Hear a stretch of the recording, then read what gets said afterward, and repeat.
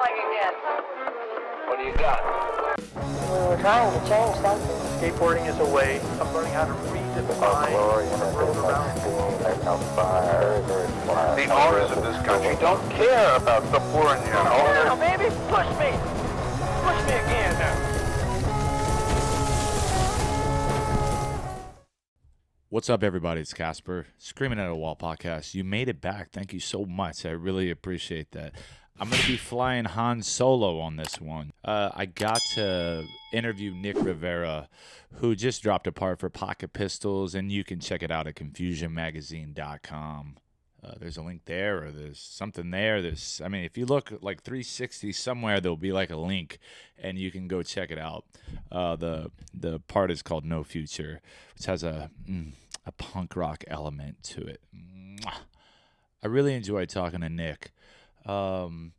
One of the reasons that I wanted to do a podcast in the first place was I was in the process of writing a book, and this book was about my journey from growing up in a small town, Lancaster, Palmdale, dealing with that life, dealing with divorce, dealing with the alcoholic father, dealing with a mother that, attempted suicide, who suffered from mental illness.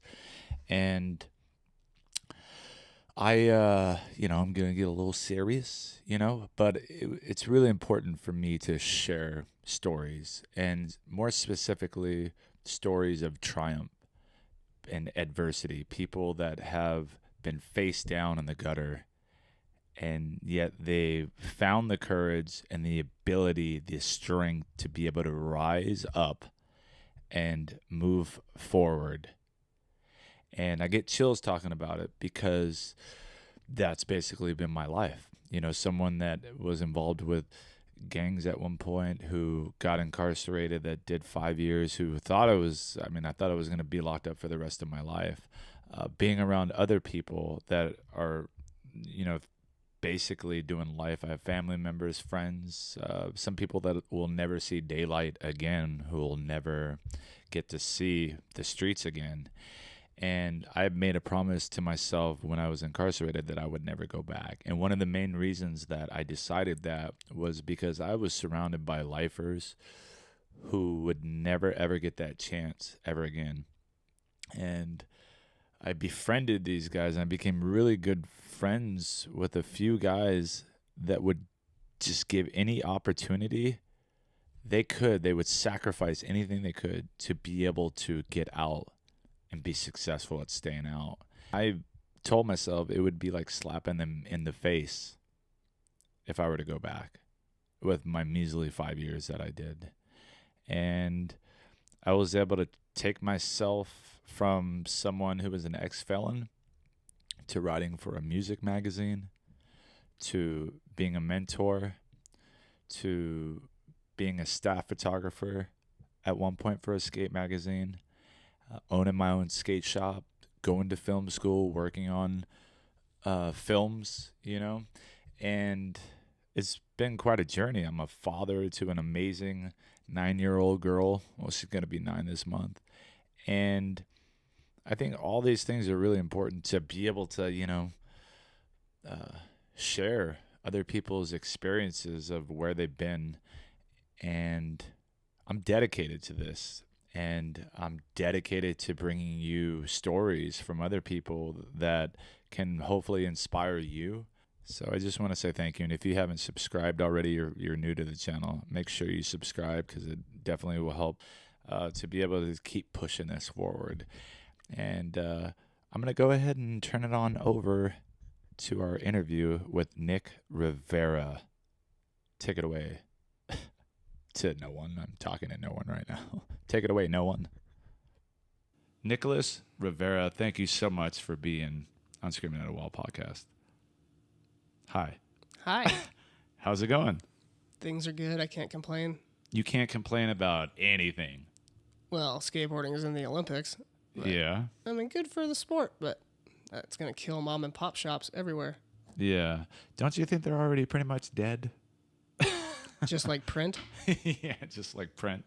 So you just came out with a new part for Pocket Pistols, which just premiered on magazine on their website. I was supposed to take photos of you for doing that. Was it kickflip mallet? Heel flip frontside grab Yeah. downtown on the brick quarter pipes. On the brick quarter pipes. And your struggle was like being able to come back into the transition, right? Yeah. You kept landing it, but you were hitting flat. Yeah. Was that one of the hardest tricks for you in the video part? Yeah. Yeah. And you Took 2 trips. Took me 2 different trips. The first time was like an hour and a half trying it, and I just kept landing on flat. And then my friend's camera died. Second trip, we had like skated at Coyote's Pool up in the valley, where I filmed that hot step, which is like an ollie frontside fast plant, no grab. I call it the hot step. Nobody's coined a name for it, so that shit's mine. That's yours now. You heard that? Yeah. So that was a battle, and I was super tired, but I had my buddies there, Andy Lerma and Eric Hutchinson and Sean Plundique, and we got it going, and I ended up rolling away. That's dope. That's a good feeling too, right? Yeah. Yeah. Yeah. Yeah. Yeah, that was like, you could see my head go back after I landed. I'm like, oh, thank you. Because my friend Sean was like, hey, this is fun, isn't it? Like being sarcastic. And I'm like, dude, I fucking hate skateboarding right now. Like, let me get this trick. Yeah. Yeah. That's awesome, man. One of your first parts that you dropped, or? No, this is the 3rd video part that I put out. There was a 6-year hiatus. 6 years. Yeah. Yeah. You like went to university. Did you go on a walkabout? What's been going on those last 6 years, Nick? Lots of partying and burning my life to the ground. And it took me a little while to rebuild and recreate my life. So, I mean, that's burning everything down is very ubiquitous, and the culture of skateboarding is to do a lot of drugs and drink and burn it down. But it doesn't really always work out all that great. For you were over it, huh? Yeah, there were some times where, I should have been dead, but somehow I survived. Yeah. What are those times? That's a point of interest for me of just when you're living a certain way and you are close to death, or you are close to going to jail, or even going to jail, and then you still don't really learn, that, or I guess have the understanding that this is maybe not the best thing for me. Did you say that you did like a little bit of time before? Do you care to talk about that? That's fine. Yeah. I was a pot farmer for 6 seasons. I lived in a tent with no running water or electricity and just raising plants to become gargantuan monsters. And I ended up getting popped for transportation of marijuana. I had like 71 pounds. What year was this? All vacuum sealed. What year is it now? 21. It was 2013. So it was 8 years ago. Okay. And I ended up going to the county jail, sitting in there for a few months until I got arraigned, and I got OR'd and sent home and didn't go back to court, and got extradited from Orange County to Redding, California, twice, getting OR'd and not going to court, and then finally... For people that don't know what OR'd is, what does that mean? Being released on your own recognizance. Okay. That's basically the faith. Yeah, the faith. You'll come back. They trusted Nick, and you betrayed it. Yeah. Yeah. Yeah. That's just funny that that's a thing where they would trust, I guess, people that they deem criminals to just come back on their own accord. Yeah. So I ended up catching another case. I got caught with DMT and mushrooms and hash on a campground, and it turned out to be a federal offense. And I didn't go to court for that either. So when I got picked up... Which part was the federal offense? All of it? All 3 of those. The all 3 DMT, mushrooms, and hash. Okay. On a campground. And when I got picked up on my felony for transportation of marijuana, and I was finally being held in jail for my time. Like, I got 1 year. You got 1 year. Yeah. Okay. And, County time? It was supposed to be. Okay. So I got told that the federal magistrate wanted me, which is the federal judge, when I was in Tehama County Jail. Okay. They call him the magistrate Yeah, over there? magistrate. Magistrate? Yeah. Oh, I've never heard that That's term a before. federal judge. Oh, okay. And so I just picture like someone in a wig, like some like British judges. like George Washington. Yeah. So they extradited me to Sacramento to the federal courthouse, and I got there, and they're like, "Okay, so you know why you're here today?" And I'm like, "Yeah, I had a little bit of mushrooms." And they're like, "Nope, doesn't say anything about that here. Just have that you were in possession of marijuana." And I was like, Oh shit! You were throwing yourself under the bus. "Yeah," but they didn't say anything. It was a public defender. So I ended up getting put on federal probation for that, and my federal probation officer was able to run my county time concurrent, which actually made it an actual year federal time. So I had already served 4 months in the county jail, and Okay. in that time I got released on a work release program, and I was living in the homeless shelter doing Caltrans, and like had no money for food or anything. I had no family. It was pretty epic. So you did 4 months time county, but within that 4 months they released you to like a work furlough thing. Yeah. Or okay. And that only lasted a week. Oh, okay. Yeah. Why did it only last a week? Because I ended up getting in trouble again. Oh, okay. Put the microphone. You can turn it, twist it to. There you go. And just try to get a little bit closer. No worries. Oh, you hear that? That sounded. He just turned into Barry White. You hear that? Yeah. I'm about to take off all my clothes, baby. Please do. Please do. Yeah. So you got out, and then within that 4 months, you went on work furlough, and then a week later, you got busted for something else? Yeah, I was drinking in public, Okay. and so they took me back in. And then, so I was on federal probation. So then my PO was like, okay, well, we are going to extradite you down to Orange County. And I got to spend 2 months in the federal jail in Santa Ana. And then they put me in a federal halfway house. So I was just hanging out with all these people that just did hard time in federal prison. Okay. What's the difference between a federal halfway house and, I guess, a halfway house, just a regular halfway house? So this is meant to prepare you to be released back into like the community. Like you get a job, this and that, but if you mess up, you're going straight back to prison. Gotcha. Yeah, you can like barely leave in the beginning. You get breathalyzed and drug test every day, every time you leave and come back. Okay. I want to let's kind of go back a little bit.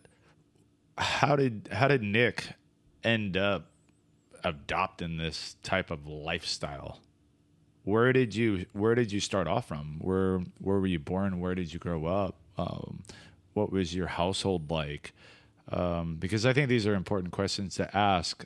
So there's this understanding and there's this connection that maybe other people can make that have sort of been through that, or even people that haven't gone through that, to understand people's behaviors in general, and not be so quick to judge. But how did you end up living that lifestyle? I was born in Twin Falls, Idaho. Didn't live there. I grew up in the San Francisco Bay Area and the East Bay.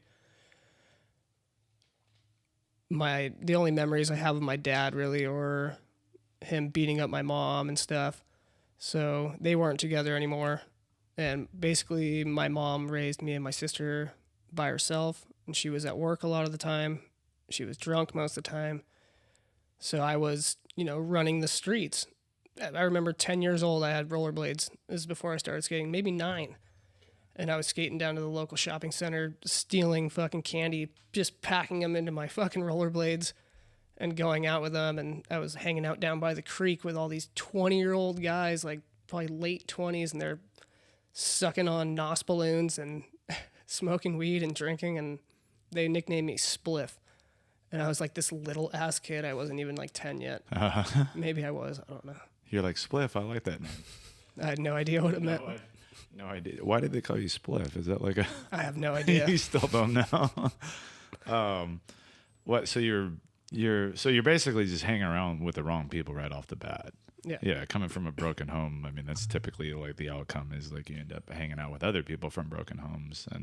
But you said 9 years old and you were hanging out with these dudes that were like in their 20s. Yeah, I was probably 9 or 10, maybe even earlier. Do you remember looking at like those people, or just, I guess, where did you get the instinct to like want to steal like in the first place? Was it just was it something that you saw from other people, or is that... I have no idea. My mom did her best. Right. And she provided everything, but, you know, like I wasn't getting money. I was 9, 10 years old, you know what I mean? Right. But I wanted this stuff. Right.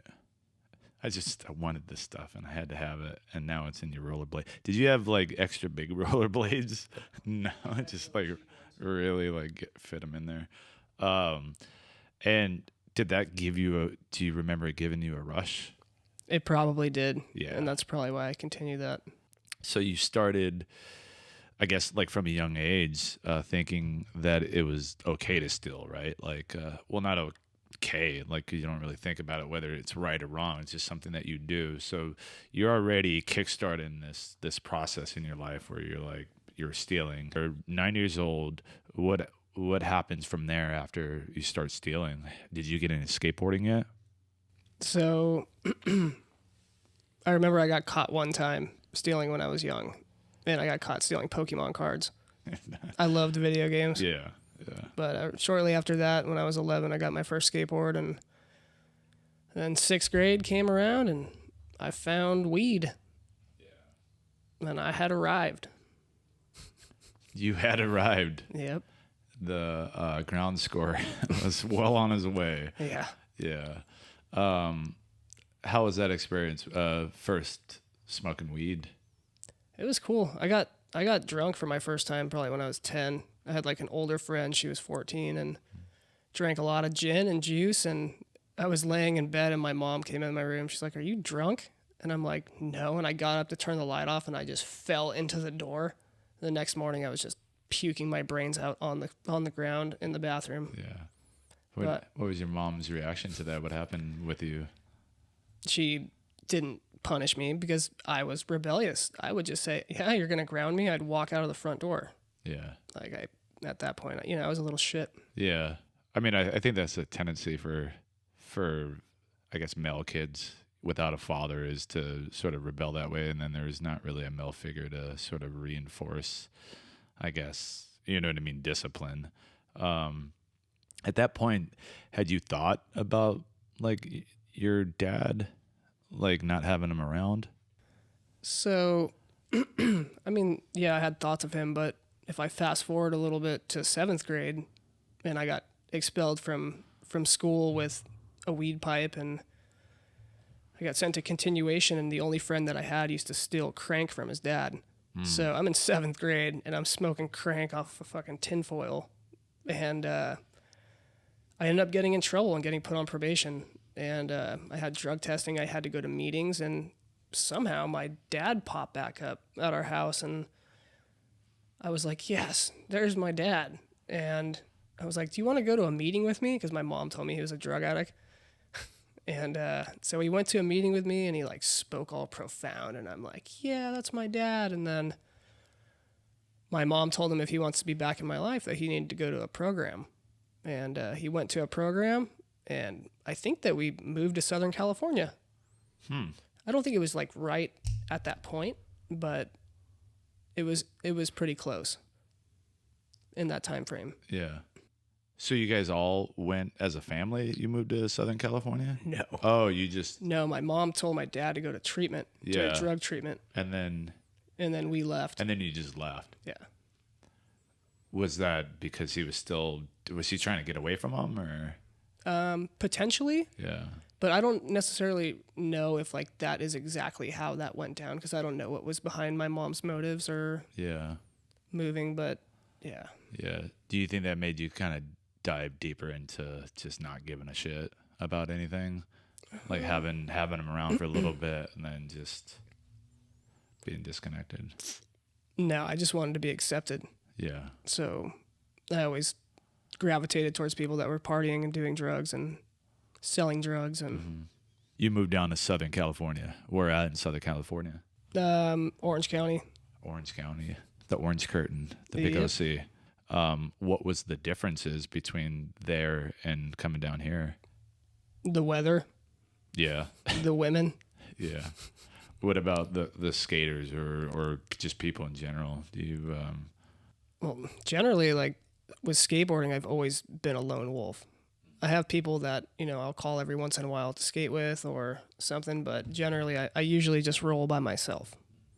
And the caliber of skateboarding that was going on in Southern California, it was way surpassed in my little hometown. Right. And, we used to come on vacation down to Southern California from the Bay Area, and my mom would always take me to all these cool skate parks that I would see in Trans World Skateboarding. They had like the park checkouts, and I'd be like, oh, I want to go there when we go on vacation. And that was that. And I used to think that my mom partially like chose to move to Southern California because she knew that that's where skateboarding was. That's what I thought. have you ever asked her? No. She's gonna hear this, so Yeah. I'll get an answer. You'll know. As far as like skateboarding, it was like all of a sudden it probably went from this little tiny dot to just boom, just opened up for you. Is that when you started to get more into skateboarding, or were you already? So, yeah, I mean, I was skating when we first moved down here, but I ended up pulling a knife on an ex-cop, like with me and my mom going to like pick up a movie from Blockbuster, and I got locked up for 90 days. I was in like maximum security juvenile hall, and Okay. So let's rewind a little bit. How did that happen? How did you end up pulling a knife on a? Did you say an ex-cop? yeah. I didn't know he was an ex-cop at the time, but Or just in general, though? I mean, you're pulling knives out on people. What what happened? well, I was already selling weed at this point, and I was like 14 or 15, and my mom and I were crossing the street in a crosswalk, and this guy almost hit us. So I threw my arms up and flipped him off, and he got out of the car and started rushing towards me. And, like I was a kid, I had something to prove. Like, I'm tough. So I ripped off my shirt and I pulled out a knife, and like he ran back to his truck, and I guess he grabbed a gun. But so I went and hid, and he like kept my mom there and called the cops, and the cops found me. And Holy shit! so my previous experiences at a younger age in juvenile hall was like, Camp Snoopy, basically. And I pulled the knife on this guy, and I got taken to juvenile hall, and it wasn't like Camp Snoopy. I was in a full-on jumpsuit, and I was in there with murderers, people that killed people. Like, I was in the high security 23-hour lockdown. Some people were 24-hour lockdown, and it was pretty crazy. Like, my bunkie, he was in there for murder too, and my charges were aggravated assault and brandishing a deadly weapon. And I didn't do anything to the guy. I just pulled out a knife and ran away when I saw him running to his truck. Right. So they took a kid that basically didn't really, I guess, harm anybody, and they threw them into a facility where you were cellmates with somebody that was in there for murder. Correct. Okay. What? It makes a lot of sense, when you talk about rehabilitation and everything. So, what was the intimidation factor for you, like going from where you were at to that? Well, he was actually a really cool guy. I mean, not the fact that he committed murder, but like Right. we got along. We were laughing and joking, and Right, because you most likely came from kind of the same place. yeah. Right. Yeah. Walk us through what it was like maybe on a daily routine for like being in there at that time. I was on 23-hour lockdown. Let's say I was like 14. So we weren't allowed to have coffee. Just a lot of sleeping, a lot of working out. and a lot of reading books. Mm-hmm. What was your favorite, Dean Koontz? What did I read? I was reading a lot of Tom Clancy books. That's another popular one. Dean Koontz or Tom Clancy. So you're reading a lot of books, see a judge, or you're going through the criminal process. Were you scared at all? Like, what was going through your mind? I was scared because aggravated assault is a strike, and, I didn't assault him. And so I thought I was going to get charged for something that I didn't even do. So yeah, I had a little bit of fear there for sure. After I got charged, they dropped that charge, and I was in there for 60 days with arraignment and sentencing and blah, blah, blah. And then I just did another month in like general population. What do you think you picked up while you were in there versus just more survival skills, how to pass time? Yeah. Do you think it transformed you in any way? Well, generally, so like, as I said, the guy or my bunkie was, in there for murder, and me and him were getting along. So, it probably made me think that somebody could kill somebody, but still be really cool. Mm-hmm. Maybe, I don't know. A little bit more open-minded.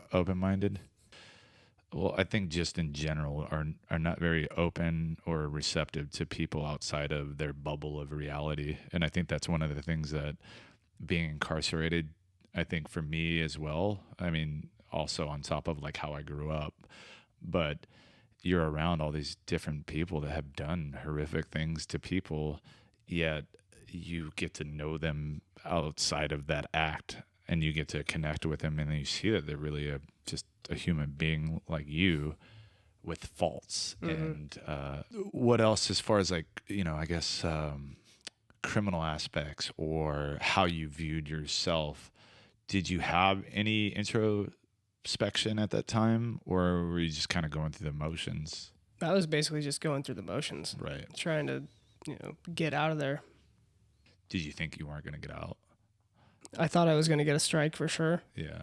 They were giving strikes to juveniles? Okay. Yep.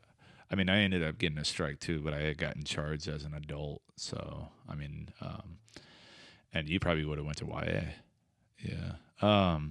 So what happened? You got out? I got out. You got out? Yeah. So they got dropped? What happened? The aggravated assault got dropped, and I just got brandishing a deadly weapon. Okay. I got like probation or something? Yeah, probation. And yeah, at that point, my mom's drinking got pretty bad. Mm-hmm. And yep, I was sober for the whole time I was on probation. And then when I got off, started smoking weed again, and boom, off to the races. So it wasn't like you had made that decision based off of like some enlightenment about what you went through. It's just like, I can't do it because I'll end up going back to. Yeah, but I mean, it was just smoking weed and drinking. And my mom was, she was cool. She'd rather have me doing that at the house rather than being out on the streets and getting in trouble. So. You started, were you skateboarding a little bit more at this time? Oh, yeah. It was nothing but skateboarding. I was at Etney Skate Park skating with like Welcome Pro, Daniel Vargas, and stuff like that. 'Cause he was a little fetus back then. Yeah. And it was a fun experience, getting to be and they had the GVR contest, and I was wear testing shoes for Soul Technologies, which is like Etney's S in America. So I had this in of like all these big events, and I ended up getting to skate my first pro contest when I was like 16 or 17. I got to skate in the GVR pool contest, and that's the goofy versus regular contest, right? Yeah. Okay. And when you started to sort of see that you were gaining traction when it came to skateboarding, did that give you a new sense of identity versus what you were going through before, as far as like getting in trouble and then getting locked up? Because that's a different kind of attention, right? Mm-hmm. So all of a sudden you're getting positive attention. How did that feel for you? At that point, it was just a cool experience that, people were giving me things and stuff, because in the past, like I had to either A, ask my mom, or B, take stuff. You know what I mean? And for these people to be giving me things and putting their faith in me on having fun on my skateboard was that was a new experience. And at that point, I didn't have an ego. Not yet. No. When did your ego develop? Well, my friend Chris Leahy would probably say when I first got picked up by pocket pistols. Okay. How long ago was that? That was 6 years ago. 6 years ago? When did I meet you? We shot a hot shit interview for Confusion magazine. Is that the first time we hung out? I believe so. Oh, no. I was at Ledges. That was when that kid dropped into the slide. Or maybe it was the day before. Same day. I think that may have been the same day. You were writing for Hoax, right? No, I wasn't writing for them yet. You actually got me on Hoax. What? You brought the flannels just to shoot a photo of me in them for, like, posing reasons. Like an ad or something. Yeah. Those are actually the best photos I've ever shot. It's weird because I remember the background. It was like an abandoned house, like graffiti all over, and then like the sun was coming down at like such a nice point, sunset, golden hour. And then because it was relatively empty, right, when we were initially there, and this was like a backyard pool that was not really on the radar yet. No. But you brought me there, and we took photos. What happened? What happened after that? The whole independent team showed up, and there was a crazy session, and some guy that was super messed up, Shorty. He was all high on Xanax and drunk, and he decided he was going to drop in on the slide and try and go in the pool, and Thrasher had a whole haul of meat. I remember somebody shot a video of it, and there was some beef between Thrasher and Confusion. I wonder who that person was.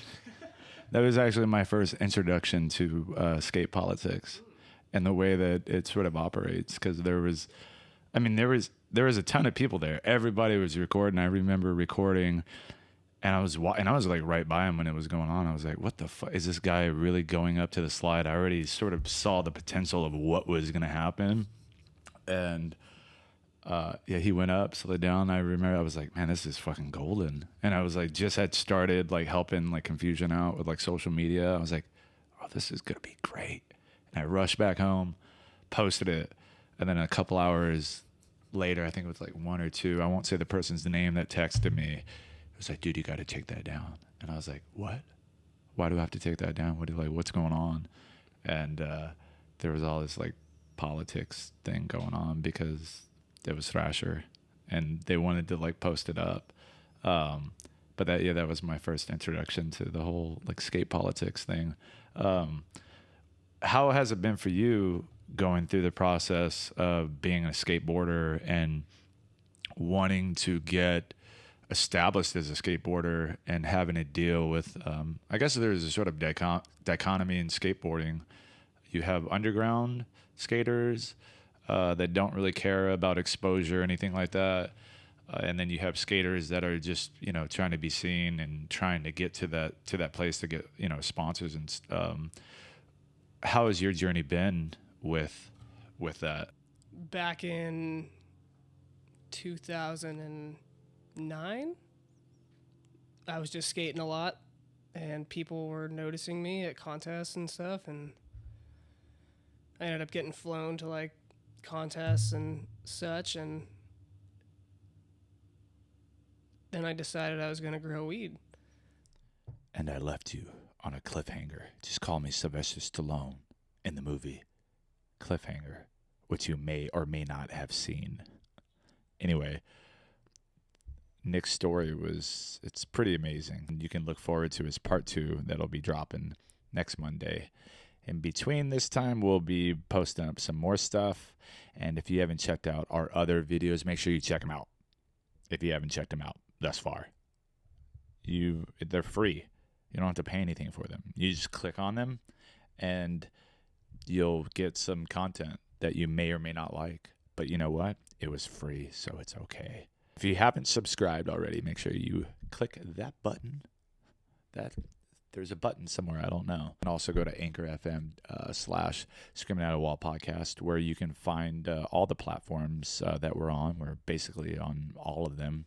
So whether it be Spotify, Apple Podcast, or what, I don't know if there's other ones. This has been Kasper, K70283 for Screaming At a Wall podcast. Thank you guys for watching. Peace. Are you still here? Am I still here?